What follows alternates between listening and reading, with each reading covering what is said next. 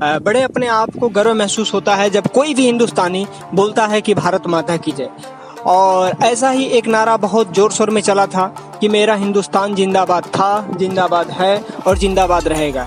जी हाँ, बिल्कुल मैं भी उसी फिल्म की बात कर रहा हूँ जी, गदर की, जो आज के डेट में बहुत ज़्यादा फेमस होती चली जा रही है।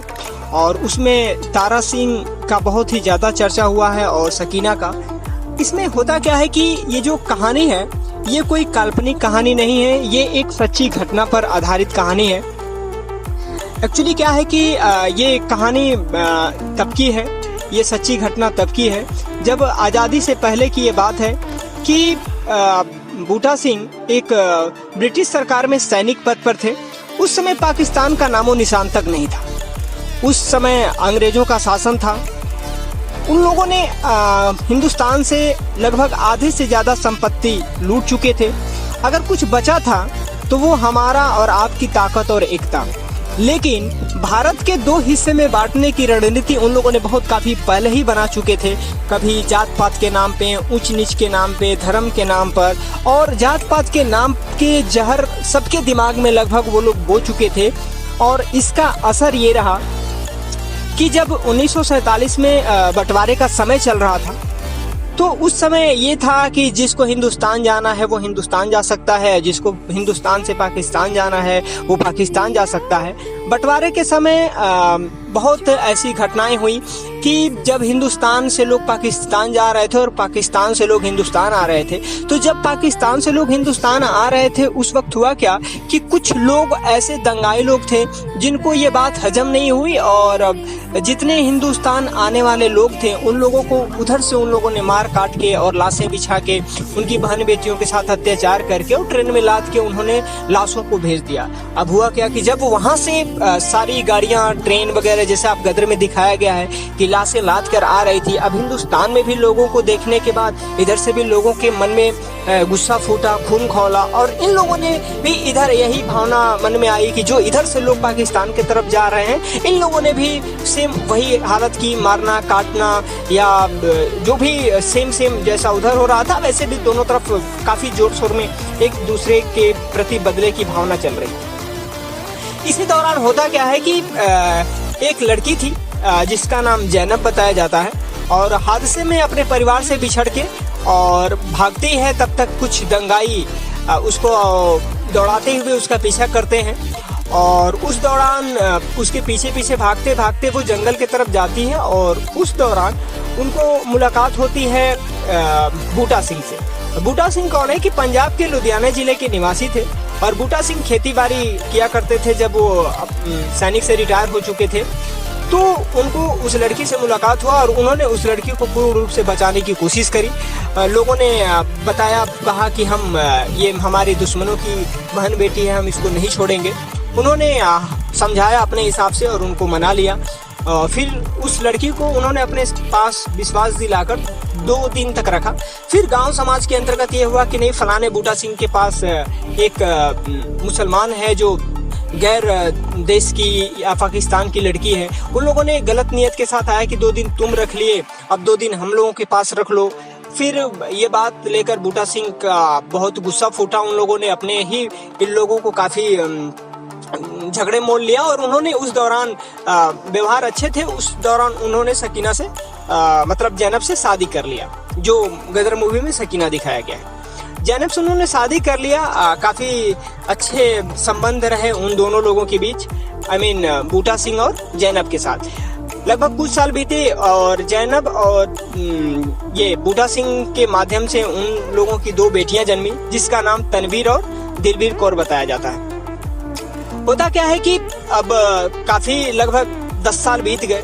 10 साल बीतने के बाद एक नया कानून बनता है भारत सरकार के द्वारा कि पाकिस्तान में जो लोग गलती से रह चुके हैं वो हिंदुस्तान अगर जाना चाहे तो जा सकते हैं, और पाकिस्तान के लोग जो लोग हिंदुस्तान में गलती से छूटे हुए रह गए हैं वो हिंदुस्तान से पाकिस्तान जाना चाहते हैं तो जा सकते हैं। उस दौरान जैसे भी पता चला और भारत सरकार के लोगों ने इनकी जैनब को पकड़ के, और जहाँ पर भी दिल्ली में वो कैंप लगा हुआ था पाकिस्तान वाले लोगों का, उनके बीच डाल के और उनको पाकिस्तान भेज दिया गया। और जैनब अपनी छोटी बिटिया के साथ दिलवीर कौर के साथ पाकिस्तान चली जाती है। जब वो पाकिस्तान जाती है तो पता चलता है कि हाँ, उसके मम्मी पापा उसके परिवार वाले जिंदा हैं। उसका मायका मैंने उसके मम्मी पापा बॉर्डर के पास नूरपुर गांव के ही निवासी थे, नूरपुर गांव में ही रहते थे। वो सारे लोग वहां पे चले गए।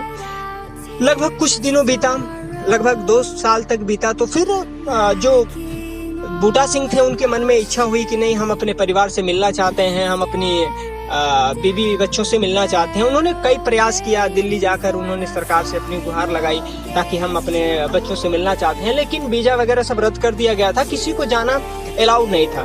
काफी प्रयास के बाद जब असफल रहे तो बूटा सिंह ने किसी प्रकार अवैध तरीके से पाकिस्तान गए। जब वो पाकिस्तान पूछते पूछते गए और उन्होंने पता लगाया कि नहीं, हमारे परिवार नूरपुर गांव में रह रहा है, वहां पर जाने के बाद बड़े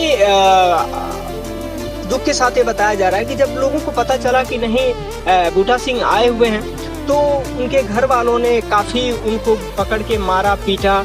अधमरा करने के बाद गए फिर वो लोग वहां से, और अधमरा करने के बाद उन्होंने अपने सरकार को सौंप दिया, राज्य सरकार को। और राज्य सरकार को सौंपने के बाद सबसे बड़ी अफसोस की बात है कि राज्य सरकार ने भी उन्हें कारागृह में डाल दिया और कोर्ट में उनको पेशी लाया गया। फिर काफी सजा के बाद मतलब उन्होंने अपनी बात को रखा बूटा सिंह कि हम एक बात क्लियर है कि अगर हमारी बीबी जैनब को अगर बुला दिया जाए, अगर वो कह देगी कि हम उसके शौहर हैं, हम उसके पति हैं, तो आप लोगों को विश्वास हो जाएगा। ये बात धीरे धीरे पाकिस्तान में ये केस बिल्कुल सनसनी बनती जा रही थी और सारा का सारा केस, सारा का सारा फैसला जैनब के जुबान पे था कि उसी की जैसा गवाही देगी उसी हिसाब से बूटा सिंह का फैसला होगा।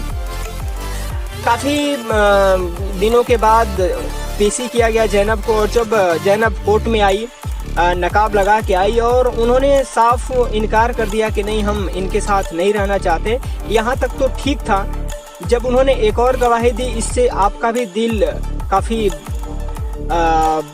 तार हो जाएगा। जब उन्होंने जैनब ने बताया कि दिलवीर कौर जो हमारी बेटी है, मैं इसे भी नहीं रखना चाहती, मैं चाहती हूँ कि इसको भी बूटा सिंह को दे दें। और ये बातें बूटा सिंह का दिल झकझोर के रख दिया, क्योंकि उन्होंने अपनी पत्नी के खातिर पाकिस्तान गए हुए थे और जब ये बात उनकी पत्नी कही तो वो अंदर से टूट चुके थे। वहां से निकलने के बाद ये बात उनको सहन नहीं हुई और उन्होंने ट्रेन के आगे कूदकर और अपनी जान दे दी। हालांकि काफी दुख की बात है, लेकिन हुआ क्या कि जब वो दुनिया छोड़कर चले गए, काफी इस बात पे चर्चा हुई।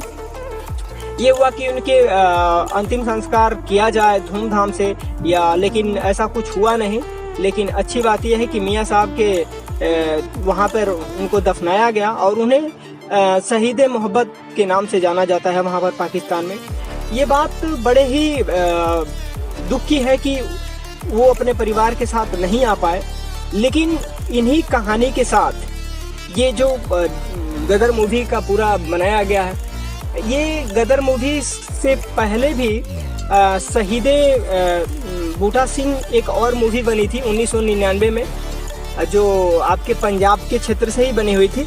उसने भी अपने ज़माने में काफ़ी फिल्में हिट गई थी। बट पाकिस्तान में आम जनता को लेकर ऐसा बताया जाता है कि बूटा सिंह की अपने परिवार के लिए मोहब्बत को लेकर पूरा पाकिस्तान के लोग भी बूटा सिंह को मानने और चाहने वाले काफ़ी ज़्यादा लोग थे। बूटा सिंह को लेकर कई किताबें लिखी गई।